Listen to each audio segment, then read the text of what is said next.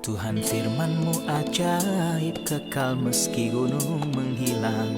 Tiada huruf yang gagal, tak terpatahkan siasat. Hidup seperti-Mu ya Allah, lebih dari emas. Aku bersaksi kitab-Mu, kitab yang suci. Mendengarkan firman-Mu, hibur hati yang luka. Terangilah langkahku kemanapun ku pergi. Biarkanlah firman-Mu berkuasa atasku. Ubahkanku, bebaskanku, ku mau menyenangkan-Mu. Salam jumpa pemirsa terkasih, saya menyambut Anda sekalian dimanapun Anda berada dalam episode yang terbaru program studi harian kita Semua Kitab Suci. Kita berdoa dengan segenap hati agar program ini menjadi berkat yang sejati untuk Anda dan semua pemirsa dimanapun berada. Jutaan pemirsa di mana-mana mengikuti program ini, dan kami berdoa agar Tuhan memakai program ini untuk membuka firman Tuhan di hadapan banyak orang. Mungkin Anda berada di negara di mana ada gereja, maksud saya, sekelompok orang percaya atau di tempat lain di mana tidak ada orang percayanya. Firman akan menjangkau Anda dimanapun Anda berada.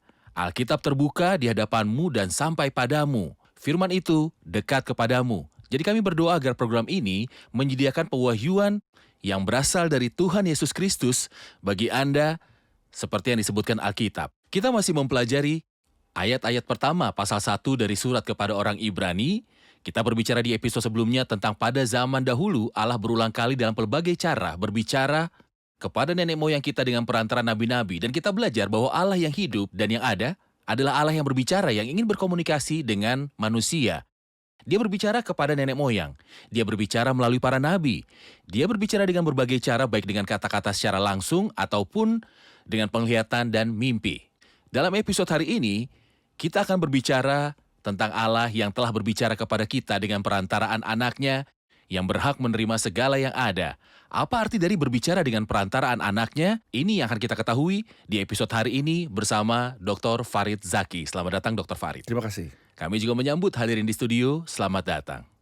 Pemirsa terkasih, kita akan memulai studi hari ini sebentar lagi, tetapi sebelum kita mulai, saya mendorong Anda untuk mempersiapkan Alkitab Anda dan mengikuti kami saat kita mempelajari bagian terkaya tentang pribadi Kristus, Sang Anak yang telah ditetapkan sebagai pewaris segala sesuatu. Kami akan segera kembali.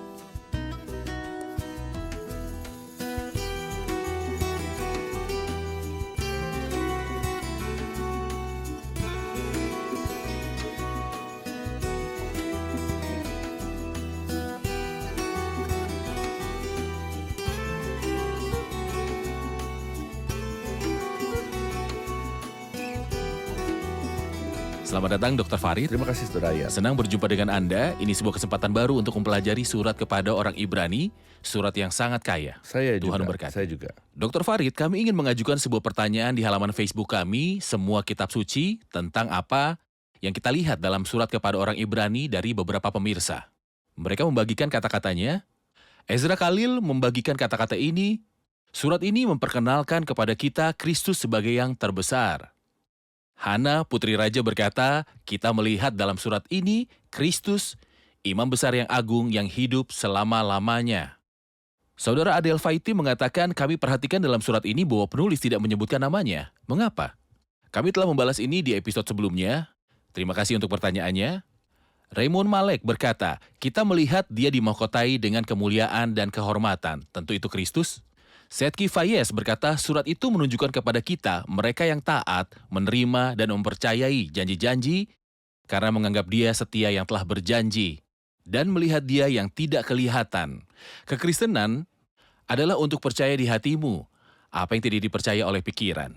Mayada Raffi Joshua mengatakan, iman, kepastian, dan bukti tentang hal-hal yang tidak terlihat. Karena itu kekal, tetapi hal-hal yang terlihat bersifat sementara. Akhirnya tentu saja di bagian ini karena ada banyak partisipasi, Rasef Tarabin dari Suriah berkata, surat ini memperkenalkan kepada kita Tuhan Yesus Kristus sebagai yang terbesar dan yang lebih unggul dari semua yang ada dalam perjanjian lama. Malaikat, Musa, Yosua, imam-imam, korban, dan orang-orang beriman karena dia adalah anak Allah yang telah mempersembahkan dirinya dan telah menyempurnakan selamanya mereka yang dikuduskan. Jadi, Marilah kita pergi kepadanya di luar perkemahan menanggung celaannya. Ini hanya menyebut beberapa unggahan saja. Apa yang Anda lihat dalam kata-kata mereka tentang Kristus dalam surat kepada jemaat Ibrani? Saya paham bahwa mereka jelas dipengaruhi oleh kebesaran Kristus. Oke, Inilah tujuan penulis untuk mengarahkan hati mereka yang bacanya untuk berpegang teguh pada Kristus. benar. Ini adalah tujuan dari surat ini. Oke. Terima kasih pemirsa terkasih untuk masukan Anda. Semua sarana komunikasi tersedia baik di halaman Facebook kami, Semua Kitab Suci, email kami info@semuakitabsuci.com, atau Anda dapat menghubungi kami melalui telepon. Partisipasi dan pertanyaan Anda kami persilakan, dan kami akan mencoba dengan kasih karunia Tuhan untuk menjawab semua pertanyaan Anda. Dr. Farid, kita masih di ayat-ayat pertama, dari pasal pertama hari ini, dan kita akan mempelajari ayat 2 dan 3. Tetapi saya akan mulai membaca lagi dari ayat 1 sebelum kita mencapai ayat 1 dan 2. Pada zaman dahulu Allah berulang kali dan dalam pelbagai cara berbicara kepada nenek moyang kita dengan perantaraan nabi-nabi, maka pada zaman akhir ini Ia telah berbicara kepada kita dengan perantaraan anaknya yang telah Ia tetapkan yang berhak menerima segala yang ada. Oleh Dia Allah telah menjadikan alam semesta, Ia adalah cahaya kemuliaan Allah dan gambar wujud Allah, dan menopang segala yang ada dengan firman-Nya yang penuh kekuasaan. Dan setelah Ia selesai mengadakan penyucian dosa, Ia duduk di sebelah kanan yang maha besar di tempat yang tinggi, jauh lebih tinggi daripada malaikat-malaikat, sama seperti nama yang dikaruniakan kepadanya jauh lebih indah daripada nama mereka. Setelah Dia berkata bahwa Allah berbicara kepada nenek moyang melalui para nabi, Dia berkata pada akhir zaman Dia berbicara kepada kita dalam putranya. Apa maksud pada akhir zaman Ia telah berbicara dengan perantaraan anaknya? Pada faktanya, pada zaman akhir tidak berarti waktu sebanyak yang dimaksud yang Allah berikan kepada kita di dalam Sang Anak. Pewahyuan lengkap terakhir setelah itu tidak ada pewahyuan yang lain. Pewahyuan yang terakhir dan lengkap. Pewahyuan terakhir dan lengkap. Allah tidak akan menyikapkan pewahyuan-pewahyuan lain setelahnya. Dan ini logis. Karena jika anak yang mengungkapkan esensi ilahi telah datang kepada kita dari Bapa, apakah logis untuk mengharapkan bahwa pewahyuan lain datang Jadi Anda setelahnya? ingin Ini tidak logis. mengatakan bahwa setelah Kristus tidak ada kemungkinan bahwa ada nabi lain yang datang dan mengungkapkan kepada kita apa yang dalam hati Allah. Pasti. Jadi pewahyuan terakhir ada dalam Tuhan Yesus Kristus. Benar. Siapa yang ingin tahu harus datang kepada Alkitab untuk menemukan siapa Kristus di bumi ini dan apakah tujuan Allah Bapa. Benar. Baik. Allah berulang kali dan dalam pelbagai cara berbicara kepada nenek moyang kita dengan perantaraan nabi-nabi. Ia berbicara kepada nenek moyang melalui para nabi. Namun Ia berbicara pada kita melalui anaknya. Dalam Ya. versi bahasa Arab ditulis dalam anaknya. Ya. Apa yang Anda lihat dalam perbandingan ini? Pertama, ada perbedaan antara melalui dan dalam dengan perantaraan para nabi menunjukkan bahwa mereka adalah sarana. Dan setiap kali nabi datang untuk berkata, beginilah firman Tuhan, aku berbicara oleh roh Tuhan. Namun berbicara kepada kita dalam anaknya, mengingatkan saya dengan apa yang Tuhan Yesus katakan, Bapa yang diam di dalam aku, dialah yang melakukan pekerjaannya. Dan Bapa adalah Dia yang berbicara melalui Dia. Selain itu, para nabi, roh yang turun ke atas mereka sehingga mereka bernubuat. Sementara Tuhan Yesus selalu penuh dengan roh. Oke. Nabi akan berkata, firman Tuhan datang kepadaku. Sementara Tuhan Yesus, firman Allah mengalir darinya sampai-sampai Petrus berkata kepadanya, Tuhan, kepada siapakah kami akan pergi? Perkataanmu adalah perkataan hidup yang kekal. Pengakuan ini berasal dari seseorang yang tinggal bersamanya dan mendengarnya. Seperti yang saya katakan, para nabi biasanya akan berkata, beginilah firman Tuhan. Tetapi Tuhan Yesus tidak berkata, beginilah firman Tuhan. Dia berbicara sebagai orang yang memiliki otoritas. Apa arti otoritas di sini? Itu tidak hanya berarti bahwa firman yang akan membangkitkan hati nurani, tetapi otoritas berbicara sebagai sumber firman. Inilah sebabnya Tuhan Yesus berkata berkali-kali dalam Injil Yohanes, aku berkata kepadamu. Benar. Dia tidak berdasarkan kata-katanya pada perkataan orang lain, tetapi dia berkata, kamu telah mendengar yang difirmankan kepada nenek moyang kita, tapi aku berkata kepadamu.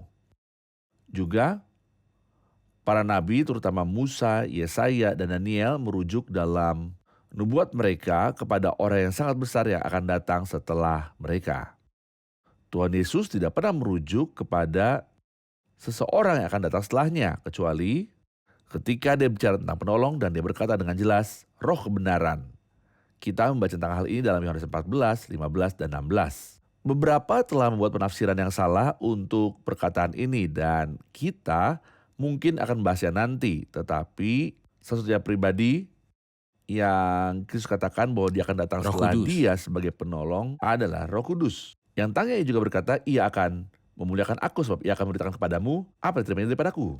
Jelas bahwa tidak ada yang akan datang setelah Tuhan Yesus kecuali Roh Kudus yang datang pada hari Pentakosta untuk memuliakan Kristus. Saya juga akan menambahkan Silakan. bahwa setelah pewahyuan-pewahyuan yang Kristus katakan tentang dirinya yang disediakan untuk memenuhi kebutuhan jiwa manusia, apakah ada pewahyuan lain? Misalnya, ini adalah roti yang turun dari surga. Akulah terang dunia. Akulah pintu ke domba-domba itu. Aku adalah gembala yang baik. Akulah kebangkitan dan hidup. Akulah jalan dan kebenaran dan hidup. Tidak ada seorang pun datang kepada Bapa kalau tidak melalui aku. Aku adalah pohon anggur yang benar. Apa pewahyuan-pewahyuan lain yang kita butuhkan? Itulah sebabnya ini adalah pewahyuan terakhir yang lengkap. Selama perbandingan Anda antara cara Tuhan berkomunikasi dengan nenek moyang di masa lalu dan firman-Nya kepada kita dalam anaknya, Anda mengatakan bahwa dia berbicara kepada nenek moyang melalui para nabi dan kini ia berbicara dalam anaknya. Melalui versus dalam.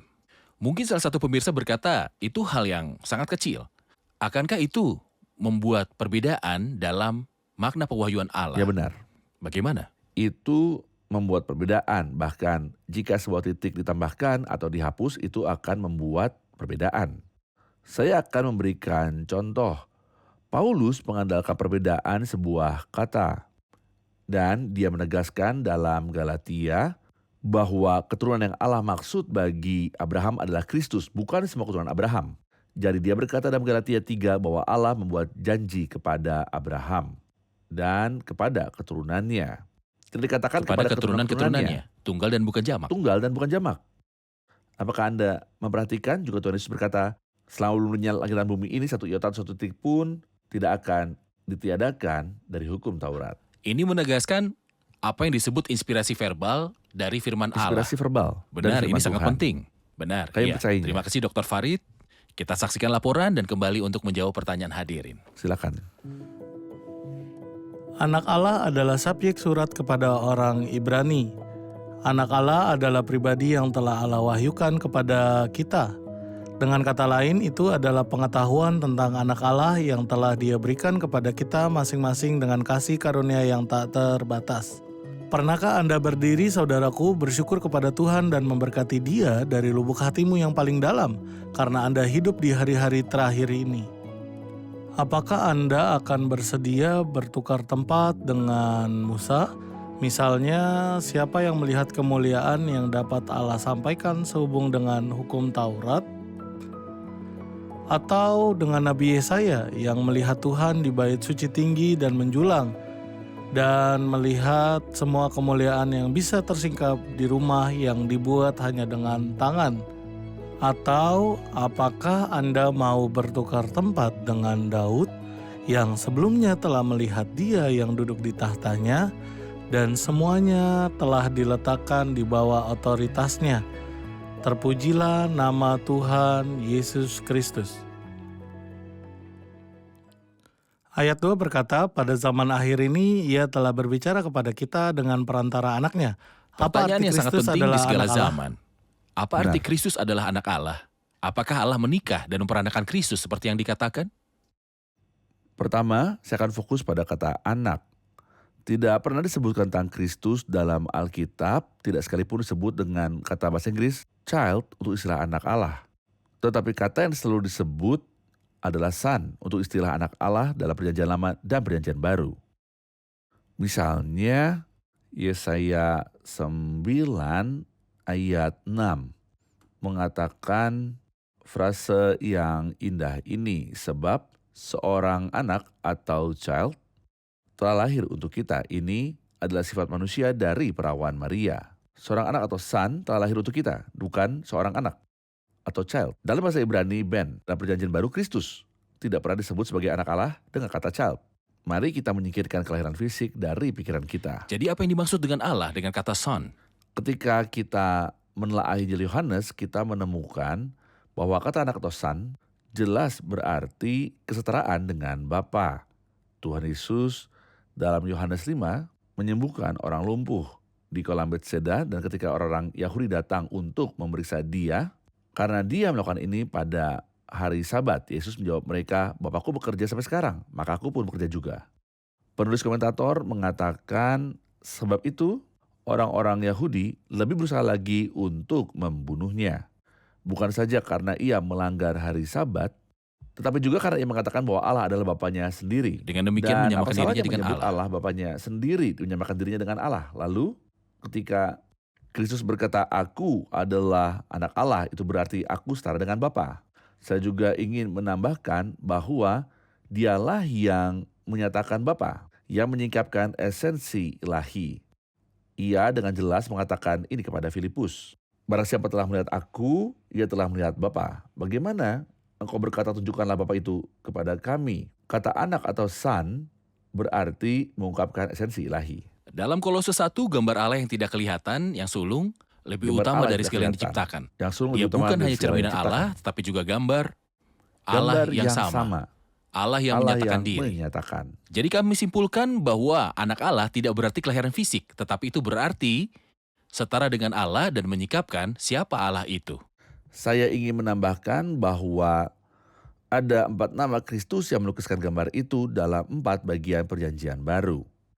Nama pertama adalah yang kita lihat di sini, anak Allah.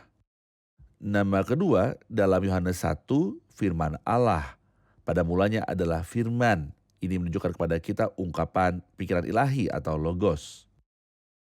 Ketiga, gambar Allah seperti yang Anda katakan sekarang dalam Kolose 1 Kolose yang 1. berarti seolah-olah itu adalah gambaran yang sama dari hal itu. Oke.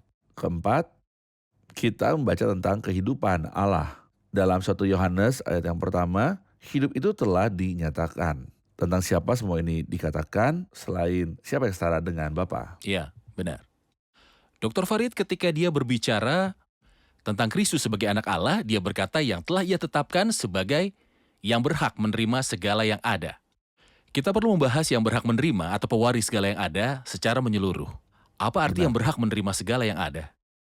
Ekspresi ini mungkin salah pahami seolah dia mewarisi sesuatu yang bukan miliknya. Benar. Seperti ketika kita mewarisi dari ayah kita atau anggota keluarga kita. Tidak, ketika bicara tentang Kristus, ungkapan ini memiliki sebuah arti lain. Kristus sebagai sang pencipta. Sebagai anak Allah, adalah dia yang menciptakan ciptaan ini. Seperti yang kita pahami dari ayat berikutnya, oleh dia Allah telah menjadikan alam semesta. Dan dalam Yohanes 1, segala sesuatu dijadikan oleh dia dan tanpa dia tidak ada sesuatu pun yang telah jadi dari segala yang telah dijadikan. Kata pewaris artinya untuk kesenangan dan kemuliaan mula. Semua itu ada dan diciptakan. Langit menciptakan kemuliaan Allah, ini nyata. Dan cakrawala memberitakan pekerjaan tangannya. Kita lupa bahwa ciptaan termasuk bagian-bagian yang tidak terlihat dijadikan untuk memuliakan Benar. dia dan untuk menyenangkan Dia hatinya. adalah tujuannya. Dia adalah tujuan penciptaan. Dan karena dia datang kepada kita sebagai manusia dan menyelesaikan proyek penebusan yang besar, Allah akan memberi upah kepadanya. Dengan memberikan kepadanya alam semesta ini untuk diwarisi dengan perawakan baru sebagai anak manusia. Jadi kita membaca dalam Wahyu 11 ayat 15, pemerintahan atas dunia dipegang oleh Tuhan kita dan dia yang diurapinya dan ia akan memerintah. Benar. Kemuliaan Tuhan Yesus Kristus yang merendahkan dirinya di hari yang akan datang seluruh alam semesta. Tidak hanya bumi kita akan tunduk pada otoritasnya, jadi warisan bukanlah sesuatu yang materialistis untuk dinikmati, tapi suatu penundukan diri pada otoritasnya. Jadi sebagai Allah sang pencipta dia memiliki segalanya. Tetapi dalam perawakan yang baru sebagai anak manusia, dia akan mewarisi semuanya sebagai pahala atas karyanya di kayu salib. Paulus berkata dalam Efesus 1 ayat 10 tentang zaman kepenuhan masa-masa, zaman pemerintahan Kristus untuk mempersatukan di dalam Kristus sebagai kepala segala sesuatu baik yang di surga maupun yang di bumi. di dalam Dia. Terima kasih Dr. Farid, kita akan menerima pertanyaan hadirin. Ayat 2 mengatakan, oleh Dia Allah telah menjadikan alam semesta. Apa yang dimaksud dengan alam semesta? Silakan Dr. Farid, apa yang dimaksud dengan alam semesta? Oleh Dia Allah telah menjadikan alam semesta. Dalam bahasa Yunani, kata ini memiliki dua arti. Makna pertama untuk alam semesta adalah setiap makhluk materialistis. Kata lain adalah aion, berarti siklus-siklus waktu atau zaman. Faktanya, keduanya Atau zaman. memiliki bukti-buktinya dalam Alkitab. Misalnya kita membaca tentang semua yang materialistis di bagian indah yang telah Anda sebut dalam Kolose 1. Karena dalam Dialah telah diciptakan segala sesuatu yang ada di surga dan yang ada di bumi, yang kelihatan dan yang tidak kelihatan. Baik singgasana maupun kerajaan, baik pemerintah maupun penguasa. Segala sesuatu diciptakan Dan untuk Dia. oleh Dia dan untuk Dia, untuk kemuliaannya karena Dia adalah tujuan itu. Ini untuk dunia fisik. Sedangkan untuk siklus-siklus waktu, Dia adalah pembuat rencana ilahi untuk segala zaman. Seperti yang dikatakan Paulus dalam 1 Timotius 1 ayatnya yang ke-17, Raja segala zaman, yang telah membuat rencana-rencana untuk semua era yang berbeda, Raja segala zaman. Allah yang kekal, yang tidak nampak, yang esa bagi Dia, kemuliaan Sang Anak, memberi kita rencana tentang peristiwa-peristiwa di masa depan. Dia tidak terkejut dengan insiden-insiden seperti halnya kita, karena tidak mengetahui masa depan, sementara Dia memiliki seluruh rencana di hadapannya. Seperti ketika Anda membuat rencana tertentu selama setahun penuh, maka seluruh rencana Anda di tangan Anda. Benar. Dengan perbedaan bahwa Sang Anak, Tuhan Yesus tidak memiliki masa lalu, sekarang, dan masa depan, karena Dia adalah pembuat rencana melalui semua zaman lampau dan zaman yang akan datang. Jadi alam semesta berarti hal-hal yang terlihat dan tidak terlihat secara fisik, tetapi juga berarti semua cara dan waktu. Ya. Seolah semua era berpusat di seputar pribadi Kristus dan merujuk kepada Kristus, karena Dia mengawasi dan mengelola segala sesuatu untuk menerapkan rancangan kehendak-Nya. Apakah ada penghiburan Tentu. bagi anak-anak Allah dalam hal ini? Kita tidak tinggalkan untuk menghadapi berbagai keadaan. Atau kebetulan, mungkin beberapa orang mengawasi kita dari wilayah Arab yang tunduk pada ketidakstabilan dan masa depan itu misterius. Tetapi saya akan berkata kepada semua pemirsa terkasih, angkat mata Anda. Karena ada seorang yang dominan atas segalanya. Dia tidak terkejut seperti halnya kita, dan Dia mampu mengeluarkan kita dari semua ini, apa yang memuliakan Dia dan apa yang baik bagi kita semua. Terima kasih Dr. Farid. Saya berharap kita beralih ke ayat berikutnya. Yang sangat penting, Ia adalah cahaya kemuliaan Allah dan gambar wujud Allah.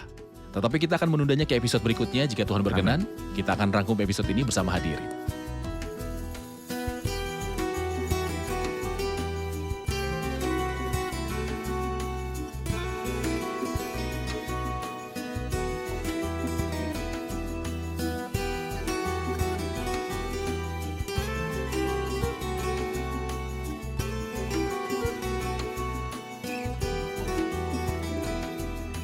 Halo semua.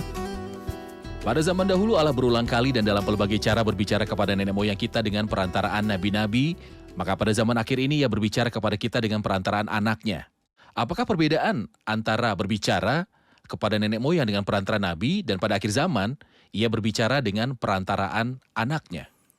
Dengan perantaraan nabi-nabi berarti bahwa mereka hanyalah sarana untuk menyampaikan ucapan. Sebagian besar mereka memulai kata-kata mereka dengan mengatakan beginilah firman Tuhan. Tetapi Kristus berbicara sebagai orang yang memiliki otoritas. Kita membaca bahwa Dia berfirman berkali-kali dalam Injil Yohanes, "Aku berkata kepadamu." Roh Kudus datang ke atas para nabi sehingga mereka bernubuat. Sementara Kristus selalu penuh dengan firman dan firman mengalir darinya. Karena Dia adalah sumber firman dan Dia memiliki otoritas. Dr. Farid? Amin. Benar. Kata-kata yang indah. Kita juga belajar bahwa ini adalah pewahyuan terakhir. Pewahyuan terakhir. Pada zaman akhir ini Ia berbicara kepada kita dengan perantaraan Anak-Nya. Allah tidak mempunyai pewahyuan lain setelah Ia berfirman dalam Anak-Nya. Kita juga belajar bahwa putra ini, Kristus, yang telah ditetapkan sebagai yang berhak menerima segala yang ada. Apakah artinya ini? Kita belajar bahwa Kristus menciptakan alam semesta, jadi dia adalah pencipta segala sesuatu dan ciptaan ini adalah untuk kemuliaan dan tujuannya. Dan juga suatu hari ciptaan ini akan tunduk pada kemuliaannya. Oke, sebagai Allah dia telah menciptakan segalanya, tetapi sebagai anak manusia dia akan mewarisi segalanya sebagai hasil dari karyanya di kayu salib. Bagaimana Dr. Farid? Tepat, tetapi kita harus membedakan bahwa sebagai pencipta, anak Allah, semuanya adalah untuk kemuliaannya. Dan dia adalah tujuan dari segalanya. Lalu ketika dia menyelesaikan karya penebusan, sebagai anak manusia, Bapa menghadiahinya dengan menunjuk dia untuk mewarisi semua ini dengan mengingat bahwa ketika dia akan mewarisi semua itu, dia akan melibatkan kita dengannya, kita adalah ahli waris bersamanya. Oke, Kita adalah ahli waris bersama dia. ini akan terjadi di kerajaan milenium ketika dia memerintah. Amin. Ya, pada masa-masa pemerintahan Kristus. Juga dikatakan tentang dia, oleh dia Allah telah menjadikan alam semesta. Apa artinya ini? Hal ini memiliki dua arti. Pertama, ini berarti semua yang materialistis seperti Alkitab katakan, karena di dalam Dia telah diciptakan segala sesuatu diciptakan oleh Dia dan untuk Dia. Dia adalah subjek dari tujuannya, tapi ini juga berarti siklus-siklus waktu dan era, raja segala zaman, Allah yang kekal, yang tidak tampak, yang esa. Ia memiliki segala kuasa dan otoritas, dan inilah yang menguatkan dan menyemangati kita karena Allah memegang kendali atas segala peristiwa dan keadaan dalam kehidupan kita. Baik, Amin. bagaimana Dr. Farid? Amin. Baik, terima Tuhan kasih besertamu. semua. Terima kasih. Terima kasih Dr. Farid. Terima kasih. Pemirsa terkasih, dalam Ibrani 1, setelah pada zaman dahulu Allah berulang kali dan dalam pelbagai cara berbicara kepada nenek moyang kita dengan perantaraan nabi-nabi, maka pada zaman akhir ini ia telah berbicara kepada kita dengan perantaraan anaknya, yang telah ia tetapkan sebagai yang berhak menerima segala yang ada. Setelah dia berbicara kepada nenek moyang melalui para nabi, dia berbicara dalam putranya Tuhan Yesus Kristus. Ketika Tuhan Yesus Kristus datang kepada kita, dia adalah pewahyuan yang terakhir. Pewahyuan lengkap tentang siapa Allah itu. Akhirnya kita mengenal Allah. Bagaimana kita mengenal Allah? Ketika kita melihat pribadi Kristus dan menerima pribadi Kristus dan karyanya. Tidak ada yang dapat mengenal Allah jauh dari pribadi Kristus. Siapapun yang mendekati Allah tanpa pribadi Kristus tidak akan mengenal Allah. Dia mungkin mengetahui beberapa atribut tentang Allah. Tetapi mengenal Allah secara pribadi dinyatakan hanya di dalam Tuhan Yesus Kristus. Kristus dipersembahkan kepadamu oleh iman. Kristus yang datang kepada kita di bumi ini dan pergi ke kayu salib karena kehendaknya dan bangkit dari kematian karena dia adalah Allah yang hidup. Jadi jika Anda ingin berada dalam hubungan yang hidup dengan Allah, Anda harus datang kepada pribadi Kristus dan menerimanya sebagai Tuhan dan Juru Selamat yang hidup untuk Anda. Anda akan menerima pengetahuan yang lengkap tentang Allah. Saya akan menjumpai Anda di episode yang selanjutnya, ketika kita akan berbicara tentang kemuliaan-kemuliaan Kristus. Ia adalah cahaya kemuliaan Allah dan gambar wujud Allah, dan menopang segala yang ada dengan firman-Nya yang penuh kekuatan. Kiranya Tuhan besertamu.